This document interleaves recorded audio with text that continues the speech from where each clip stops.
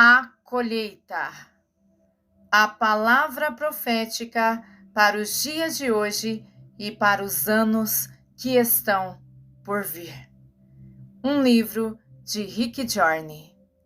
Introdução. Para um correto entendimento desta visão, temos que ter em mente que ela representa uma revelação gradual do que acontece num certo período de tempo, possivelmente muitos anos. Embora a mim não tenha sido dado os tempos desses acontecimentos, alguns deles já ocorreram desde que a primeira edição deste livro saiu. Se o cumprimento de tudo vai levar 5 ou 50 anos, isso eu não sei. Mas o que sei é que mesmo que viesse a levar 50 anos, não temos tempo algum a perder em nos prepararmos para tudo isso que vai acontecer. Subtítulo: Como a visão foi recebida. Como me pedem com muita frequência para descrever a experiência mediante a qual eu recebi esta visão, vou tentar fazer isso aqui de forma breve. A parte mais substancial desta visão veio em 3 partes. A primeira em setembro de 1987, a segunda em maio de 1988 e a terceira em setembro de 1988. No interregno dessas datas, e desde então, recebi numerosas revelações que corroboraram com esta visão, trazendo novos esclarecimentos, as quais acham-se também incluídas neste livro. Para maior clareza, vou compartilhar o que estava acontecendo em minha vida quando estas revelações foram recebidas. Desde a minha primeira experiência de conversão, em 1971, eu tenho tido, às vezes, condições de prever certos acontecimentos com precisão, mas normalmente de um modo bastante geral. Ocasionalmente me foi dado olhar para certas pessoas e saber detalhes sobre elas, tais como problemas que estavam enfrentando ou chamados espirituais que tinham recebido de Deus. Considerei estas capacidades em mim como sendo os dons bíblicos conhecidos como palavra de conhecimento e profecia. Embora eu tenha reconhecido a utilidade destes dons ao ministrar alguém, não tenho tido muito interesse nas profecias bíblicas dos acontecimentos do último dia e nem busquei ter visões, revelações ou entendimento a respeito delas. Na verdade, tenho me inclinado mais para a história da igreja do que para eventos que ainda estão por ocorrer. Contudo, permaneço ignorante de muitas das cenas relativas aos últimos tempos que são popularmente divisadas e ensinadas no âmbito da igreja. Depois de vários anos no ministério de tempo integral, convenci-me de que o meu relacionamento pessoal com o Senhor era muito superficial e, portanto, o meu ministério também. Senti-me como sendo tal como Marta, ocupado com muitas coisas para o Senhor, de forma que nunca chegava a conhecê-lo. Minha falta de intimidade com o Senhor fez com que eu confiasse mais em fórmulas e procedimentos do que na unção que é essencial para dar vida à verdade. Em 1980, decidi deixar o ministério até que tivesse recuperado a simplicidade da devoção a Cristo. Eu era habilitado no ofício de piloto e então me empreguei como piloto dirigindo o avião de uma empresa, o que me deu muito tempo livre para estudo e oração. Nessa época, passei a frequentar uma igreja pequena, mas muito boa, em que podia sentar-me no último banco e tão somente desfrutar da comunhão com as pessoas. Exceto por ensinar algumas vezes, não me envolvi no ministério durante os 7 anos seguintes. Com exceção de bem poucas ocasiões, não recebi nenhuma revelação profética, nem operei nos dons do Espírito durante aqueles anos. Em 1982, recebi um chamado específico para voltar ao ministério, mas, ao mesmo tempo, abriu-se também uma oportunidade para um negócio. Ainda sentindo-me superficial e incapaz, e tendo acabado de receber o pior ataque pessoal como nunca eu recebera do inimigo, optei pelo que aquela oportunidade me oferecia.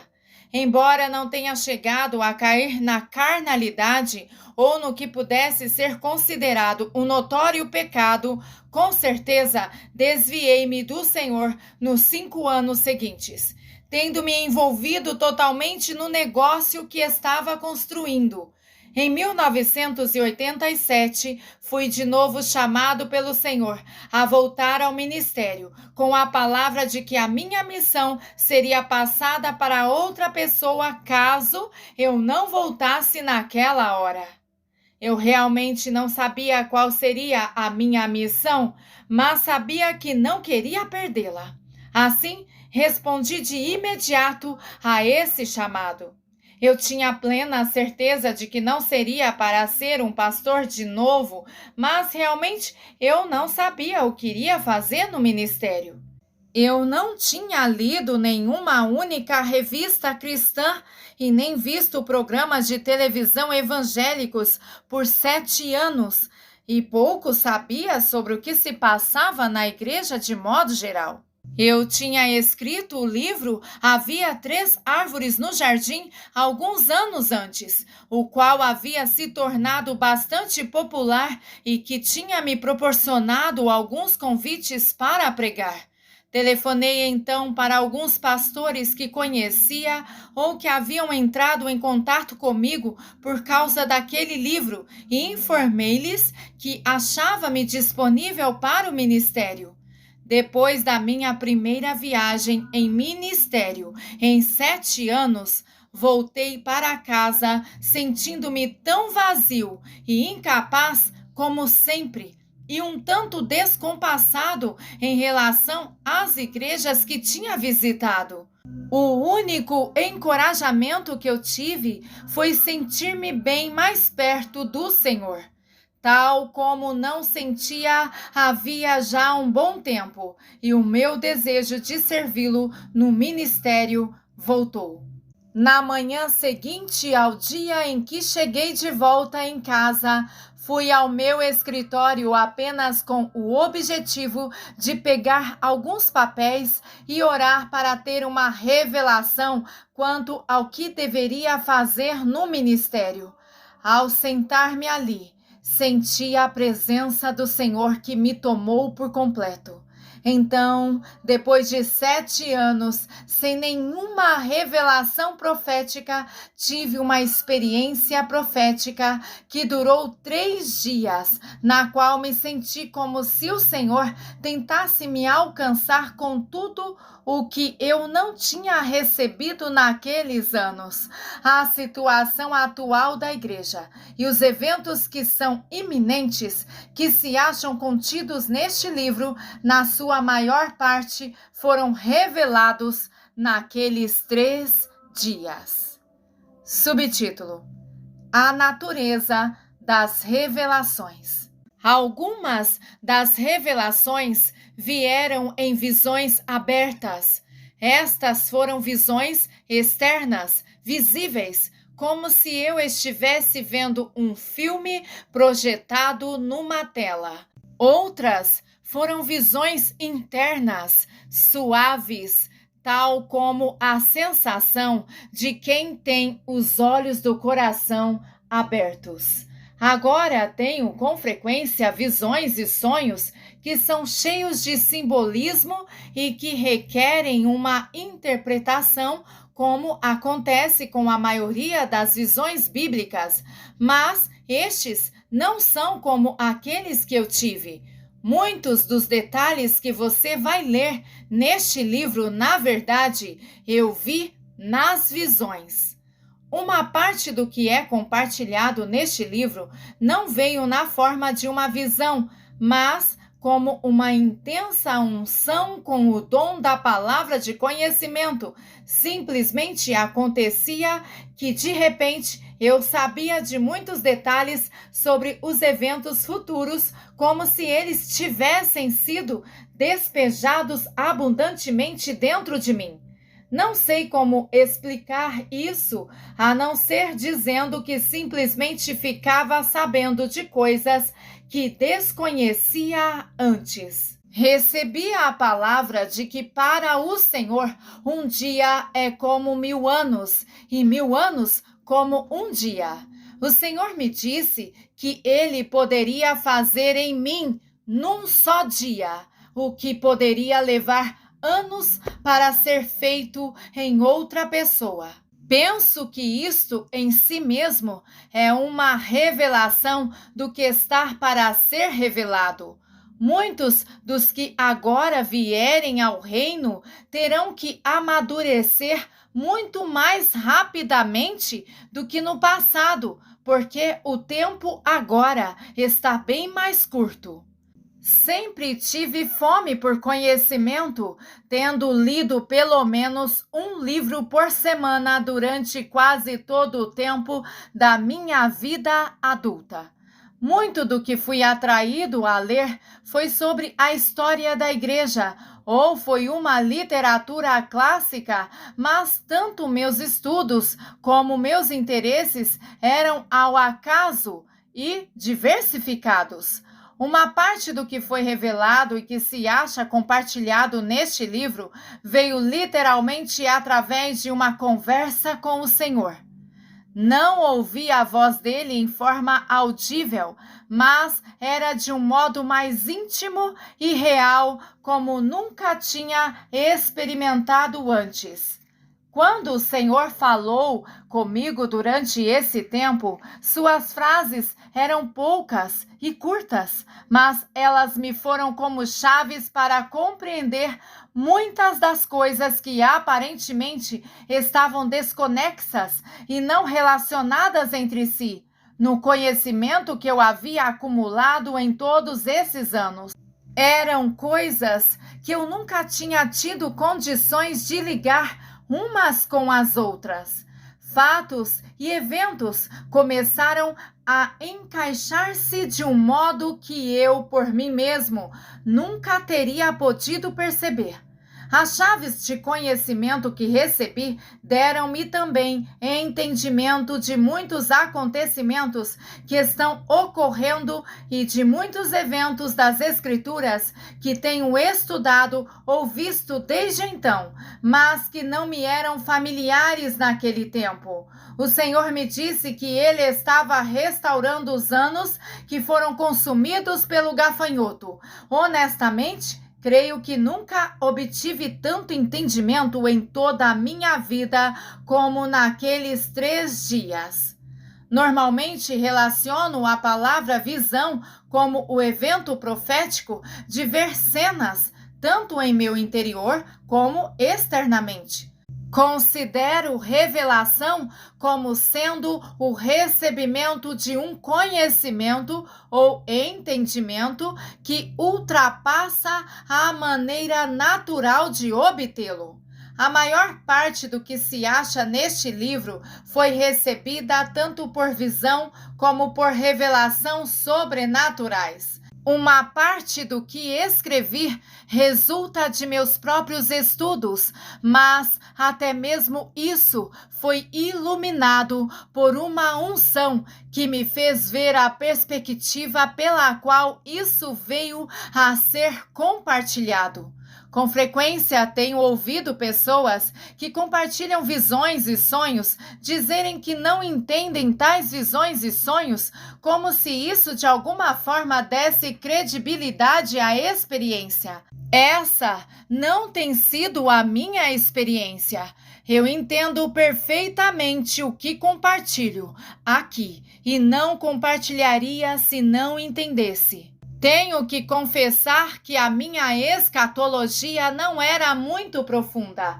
tendo em vista o meu desinteresse pelo assunto antes de eu ter recebido esta visão, e provavelmente ela ainda seja superficial, segundo critérios adotados pela maioria das pessoas.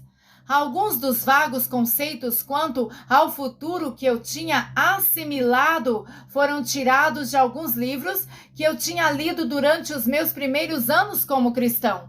Posteriormente a esta visão, tenho tido um interesse bem maior pela escatologia, mas de tudo que tenho lido e das pessoas que tenho ouvido falar a respeito, confesso que bem pouco corroborou para o que me foi mostrado. Mas também, de tudo o que tenho visto, parece-me que as posições existentes sobre o assunto não se conciliam entre si. Embora uma grande parte do conhecimento geral que eu tinha antes da experiência desta visão me pareciam ser pontos não interligados entre si, o modo pelo qual tudo passou a se encaixar depois da visão foi algo que me deu uma grande confiança em relação ao que me havia sido mostrado. Mesmo assim, quis confirmar as minhas visões e o meu entendimento com o que dizem as Escrituras, e isso eu fiz. É claro que as Escrituras não abordam com muitos detalhes diversos eventos da história, ou o tempo do fim, mas o padrão que encontro na Bíblia certamente confirma o padrão do que vi nesta visão. Creio que não compreenderia muitos textos da palavra do modo como os compreendo agora se não tivesse recebido esta visão. Subtítulo: Como a visão deve ser usada. Alguns dos conceitos superficiais que eu tinha com respeito à escatologia foram alterados por esta experiência, e creio que esta alteração foi de modo a se conformarem melhor com o que as Escrituras ensinam. Creio que não devemos estabelecer doutrinas com base em visões, em sonhos ou em revelações proféticas. Estas coisas nos são dadas como uma contribuição para que as Escrituras sejam esclarecidas ou ilustradas, e jamais para que delas novas doutrinas sejam feitas. Através das visões que eu tive, muitos textos da palavra me foram abertos de um modo como eu nunca havia compreendido antes.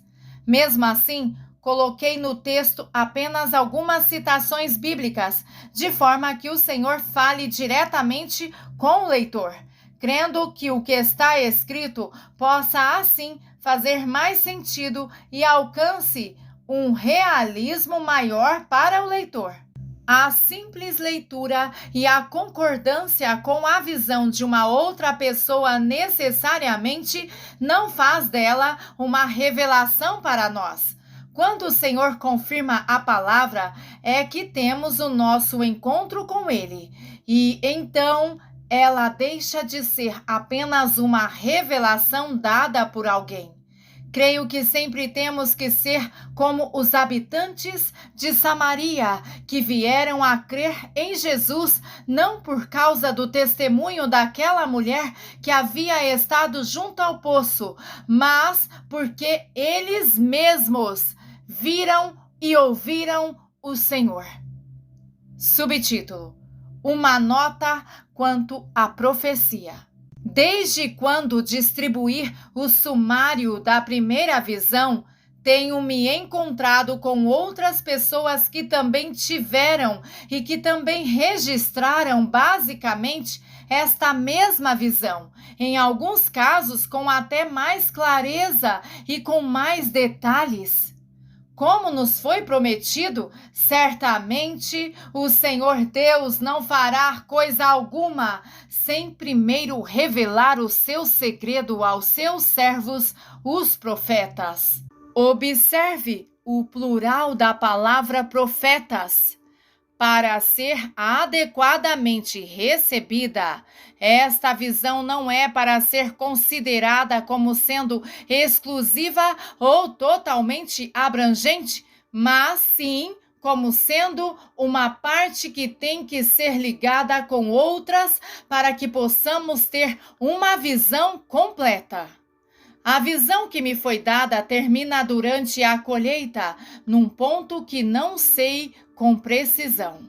Não tenho certeza com respeito a quanto tempo ainda resta depois dos eventos que vi. Não sei se é tempo do juízo ter início, mas ele se inicia com a casa de Deus. O apóstolo explicou, mas quando julgados, somos disciplinados pelo Senhor, para não sermos condenados com o mundo. Não há lugar seguro para onde possamos ir e nem há nada que possamos fazer para escapar dos juízos que estão por vir, exceto sermos achados em Cristo. Jesus é a arca em que temos o livramento. Se estivermos habitando nele, estaremos no lugar certo e fazendo o que é certo. Se é que há um ponto central que abrange esta visão em seu todo, este ponto é que temos que nos voltar para o nosso primeiro amor e nunca mais nos desviarmos da simplicidade da devoção a Cristo. Todas as coisas hão de convergir em Cristo. Enquanto estivermos habitando nele, estaremos cumprindo com o nosso propósito e chamado nesta hora, que por fim levará todo o pensamento no céu e na terra a sujeitar-se a ele e com ele ficar em harmonia. Todas as coisas foram feitas através dele e para ele. Jesus é o propósito de toda a criação. Ele é o plano de Deus. Jesus é o amor, o desejo e o prazer do Pai.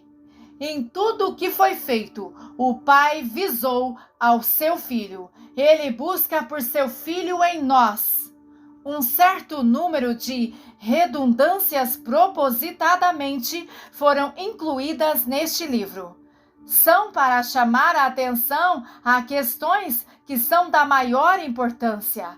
Faz parte da natureza e do propósito da profecia não apenas prever acontecimentos, mas às vezes provocar uma atitude em resposta a essa previsão que resulta em arrependimento ou intercessão, o que poderá mudar o nosso destino e também os eventos que estão sendo revelados. Vemos diversos exemplos bíblicos quanto a isso, como por exemplo quando Jonas pregou em Nínive.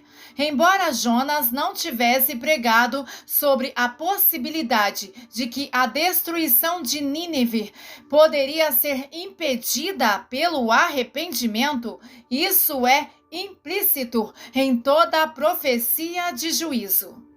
Subtítulo: O nosso destino pode ser mudado.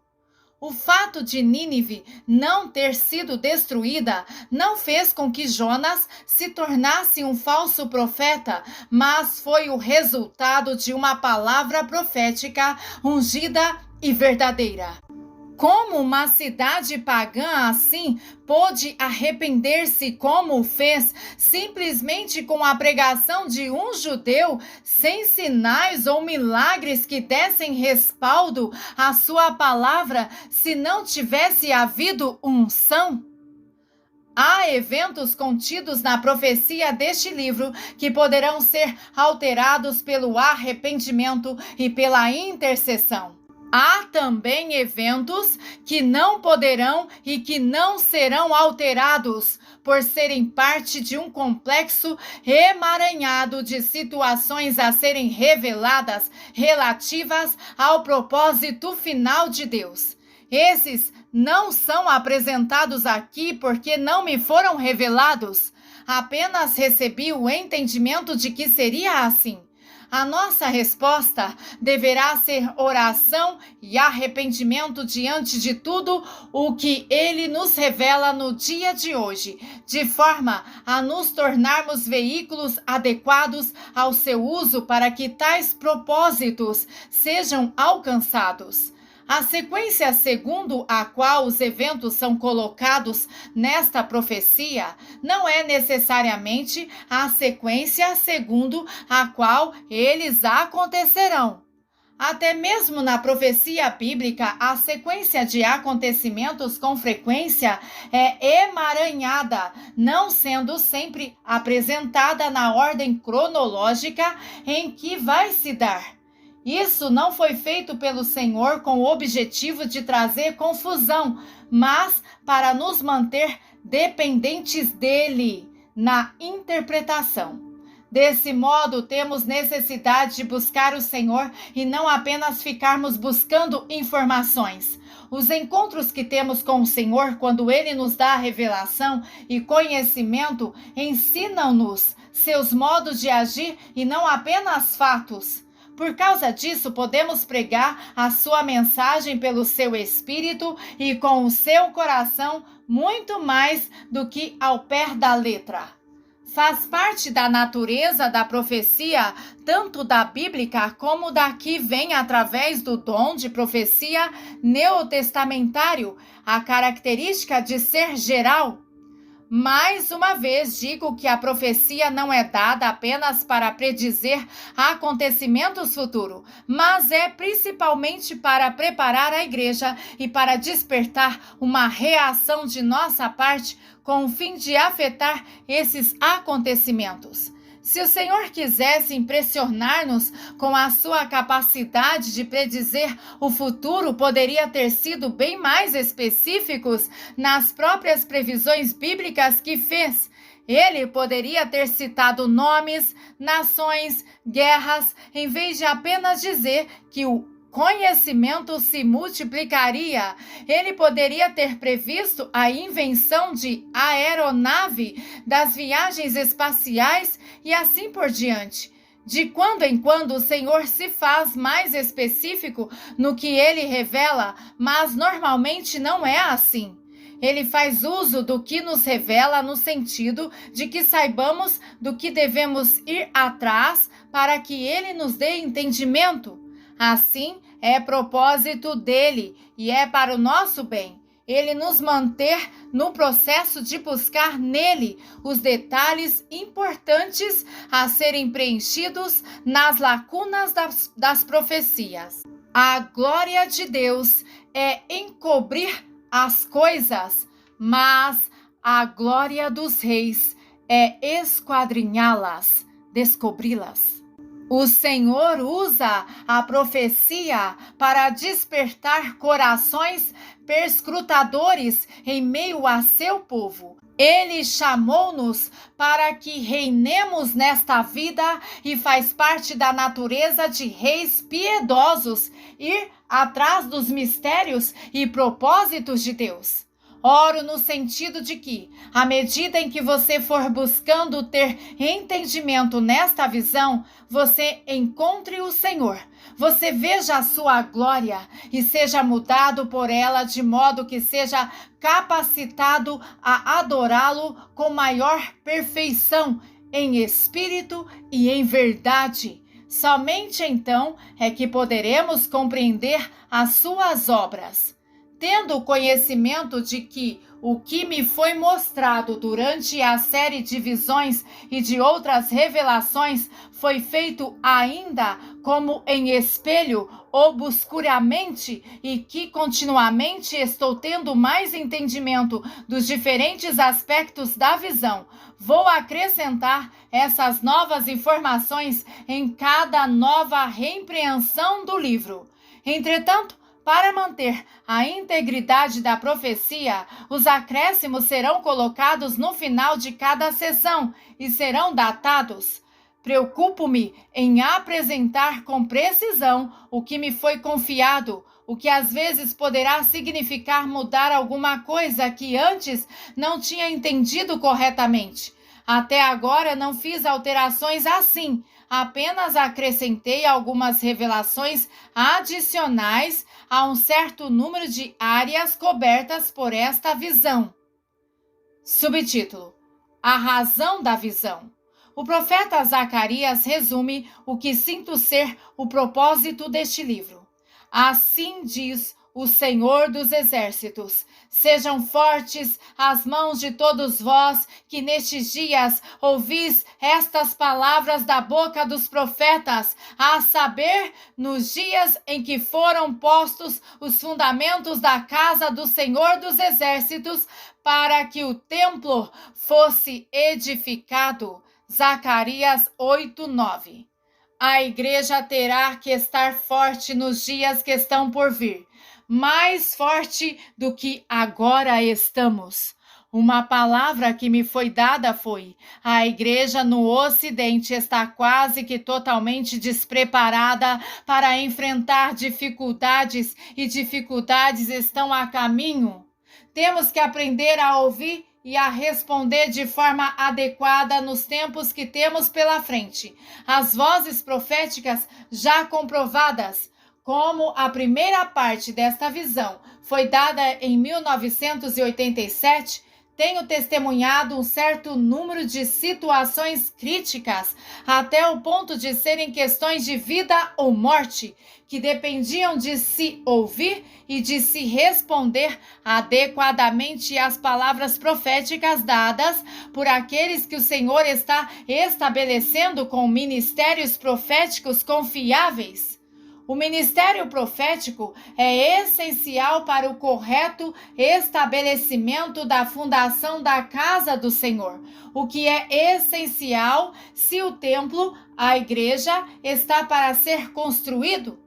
A restauração do ministério profético não é um alvo em si mesma, é o meio para um objetivo bem mais elevado: o preparo de uma habitação para o Senhor.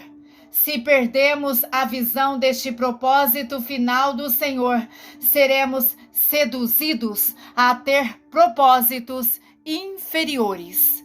Notas: 2 Pedro, capítulo 3, versículo 8, Joel 2, 25, Amós 3, 7, 1 Pedro 4, 17, 1 Coríntios 11, 32, veja Apocalipse 2, versículos 4 e 5, também 2 Coríntios 11, versículo 3, Efésios 1, 10, João 1, 3, Romanos 11, 36, também Daniel 12, 4, Provérbios 25, 2, 1 Coríntios 13, versículo 12, também Efésios 2, versículos 19 e 20. Sois da família de Deus, edificados sobre o fundamento dos apóstolos e profetas, sendo Ele mesmo, Cristo Jesus, a pedra angular. Aleluia! Glória seja dada ao nome do Pai, do Filho, do Espírito Santo de Deus. Amém.